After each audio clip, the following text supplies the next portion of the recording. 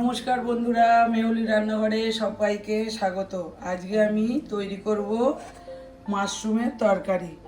আলুটা ডুমো ডুমো করে কেটে নিয়েছি, মাশরুমটা আমি ডুমো ডুমো করে কেটে নিয়েছি। কড়া বসিয়ে দিয়েছি আমি তেল দিয়ে। আগে আমি আলু আর মাশরুমটা ভেজে তুলে নেব। আমি এটা সর্ষের তেলে রান্না করছি, আপনারা চাইলে সাদা তেলেও করতে পারেন।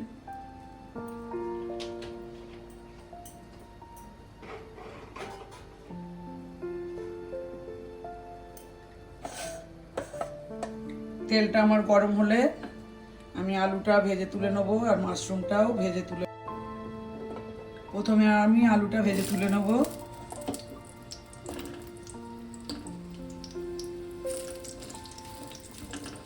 ভালো করে মিনিট 2-3 নেড়ে আমি আলুটা ভেজে তুলে নেব।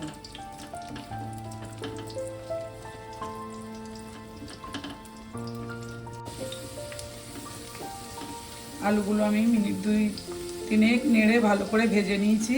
এবার আমি আলুগুলো তুলে নেব।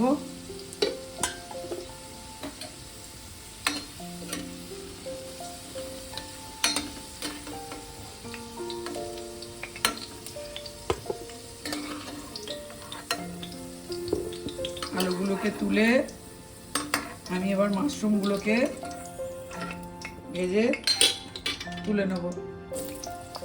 আপনারা তো অনেকেই মাশরুম খেয়েছেন, একবার এইভাবে করে খেয়ে দেখবেন, ভালো লাগবে।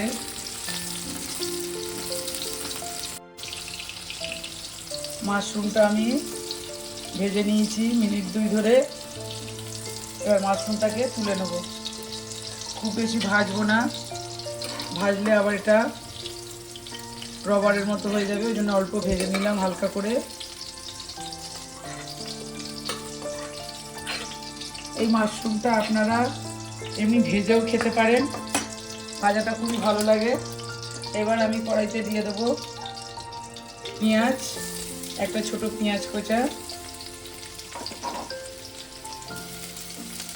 দিয়ে পেঁয়াজটাকে দিয়ে মিনিট 2 ভালো করে নেড়ে নেব। পেঁয়াজটা ভেজে নেব। পেঁয়াজটা আমার ভাজা হয়ে গেছে। এবার আমি দিয়ে দেবো আদা রসুন বাটা 1 চামচ।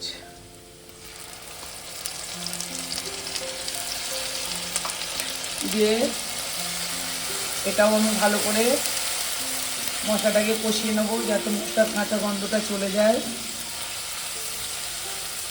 আস্তে আস্তে মিনিট 2-3 ধরে আমি মশলাটা কষিয়ে নেব। মশলাটা আমার মিনিট 2 ধরে কষানো হয়ে গেছে আদা রসুনটা। এবার আমি দিয়ে দেবো একটা ছোট টমেটো কেটে রেখেছিলাম। টমেটোটা দিয়ে একটু নুন দিয়ে দেবো যাতে টমেটোটা নরম হয়ে যায়। পরিমাণ মতো নুন দিয়ে দেবো আমি। দিয়ে এবার আমি সব মশলা এক এক করে দিয়ে দেবো।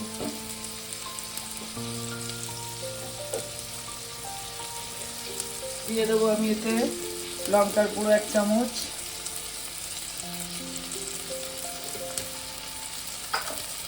আর দিয়ে দেবো ধনের গুঁড়ো 1 চামচ, ছোটো চামচের 1 চামচ, জিরের গুঁড়ো দিয়ে দেবো ছোটো চামচের 1 চামচ, আর দিয়ে দেবো হলুদ। দিয়ে আমি মশলাটাকে আবারও ভালো করে কিছুক্ষণ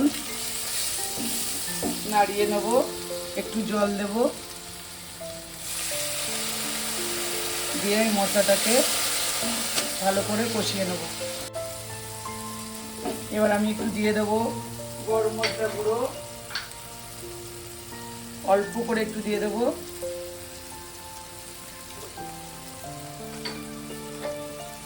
আর দিয়ে দেবো 2 চামচ ফেটানো টক দই। দইটা দেওয়ার সময় আমি গ্যাসটা কমিয়ে রেখেছি, তা না হলে দইটা ফেটে যাবে।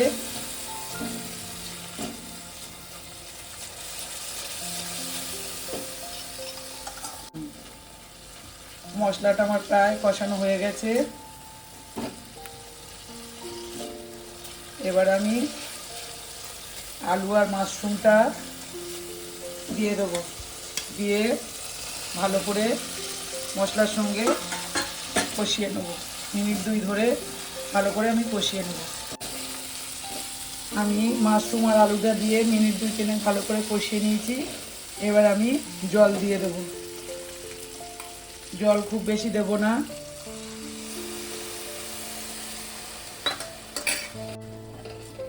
জল বেশি দেব না। আমি যে বাটিতে দই দিয়েছিলাম, দইটা ছিল, ওতে আমি জলটাকে দিয়ে আর দিয়ে দিলাম। এবার আমি একটু চিনি দিয়ে দেব ব্যালেন্স করার মতো। আপনাদের যদি এই তরকারিটা ভালো লাগে মাশরুম আর আলুর, তাহলে একবার বাড়িতে করে খেয়ে দেখবেন আর একটা লাইক কমেন্ট শেয়ার করে দেবেন। নতুন বন্ধুরা সাবস্ক্রাইব করে পাশে থাকবেন। এটা আমি চাপা দিয়ে মিনিট 2-3 ফুটতে দেবো সেদ্ধ হওয়ার জন্য। আমি মিনিট 5 পরে ঢাকাটা খুলে দিলাম। দিয়ে দেখুন আমার তরকারিটা হয়ে গেছে।